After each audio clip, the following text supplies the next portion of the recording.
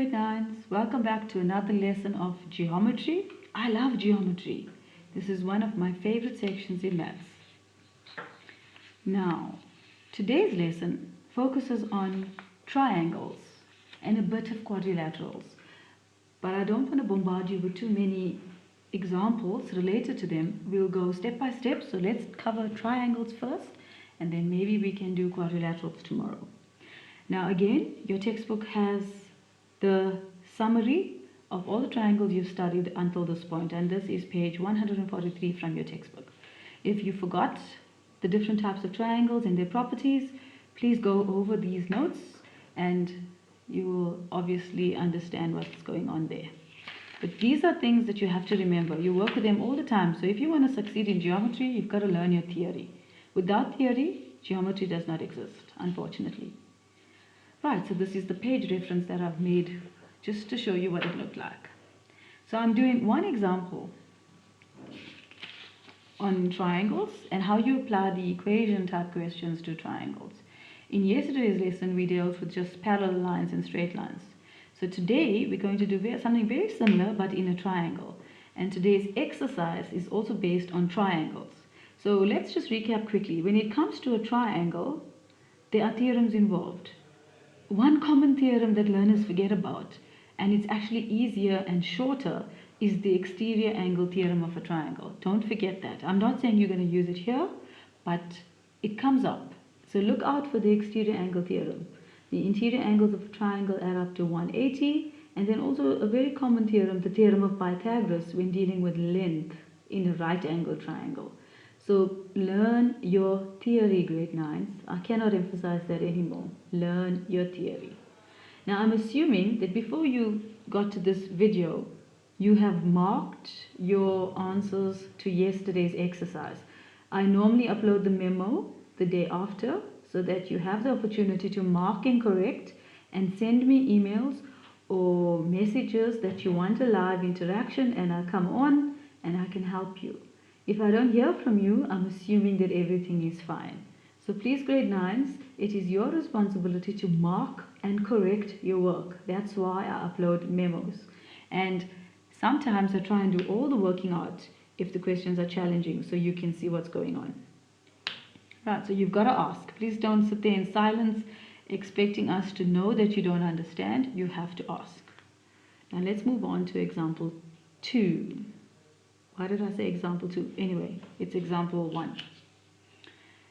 In triangle ABC, calculate with reasons the size of x and hence the size of the interior angles. Okay, we'll get to the second one in a short while. Now let's look at triangle ABC. We do not know what type of triangle it is at this stage. All we know is that you have a triangle and the interior angles are given as 5x plus 20, x plus 10, 2x minus 10. We do not know the actual size of the angles. You've got to find the value of x in order to do that. Now when you get a question like this, the first step is always try and set up an equation that allows you to solve for the unknown. So it's very similar to the mathematical modeling, the word problem type question, where you set up an equation. Excuse me. Now from here, the only equation we can set up is related to the interior angles of a triangle adding up to 180 degrees. Interior angles of triangle ABC. That's all we know, that those three angles add up to 180. So let's state what the angles are. So it's angle A plus angle B plus angle C. So that's your starting point. Now let's fill in the given values in terms of x. So angle A is 5x plus 20. Angle B is x plus 10. Angle C is 2x minus 10. And all of that equals to 180 degrees.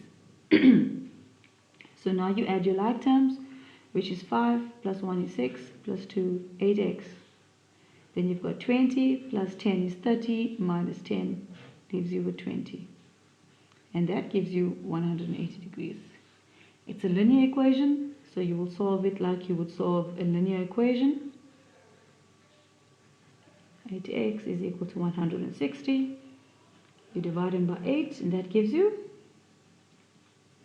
20. Okay, so that's sorts out question 1. The size of x, or part of question 1, is 20. Now how do I work out the actual value for each angle? So it is given that angle A is 5x plus 20. So you replace the x with the x that you calculated there, which is 20 degrees. And that gives you 55 times 20, that's 120 degrees. Angle B is equal to x plus 10. Angle x is 20 plus 10, that gives you 30. Okay, now 120 plus 30 is 150. C has to be 30. So let's double check. Angle C. Why does C have to be 30? Because the interior angles of a triangle cannot exceed 180 degrees. That's a theorem. So that's 2x minus 10. 2 times 20. X is 20 degrees. Sorry for the mistakes. And that gives you 40 minus 10, which is 30. Yes. So 30 plus 30 is 60. 60 plus 120 is 180. So that is 30. We fill it into the diagram here. That is 30 and that is 120. So there you have an interior angle. Interior angle of a triangle adding up to 180. Now if this is 30 and that is 30, what does that make this triangle? An isosceles triangle. And we know that an isosceles triangle has those sides equal. The angles, sides that are opposite the equal angles are equal. Or sometimes you say sides opposite the base angles are equal. Now question 2 talks about the length of AC. This is not a right angle triangle, so you cannot use the theorem of Pythagoras. All you know is that you've shown in question 1 that this is an isosceles triangle.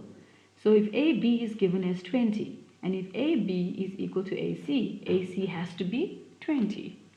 So question 2, all you say is that triangle ABC is isosceles, proven there in the previous calculation. And that means that AB is equal to AC. Therefore, AC has to be 20 centimeters. Okay, grade 9s.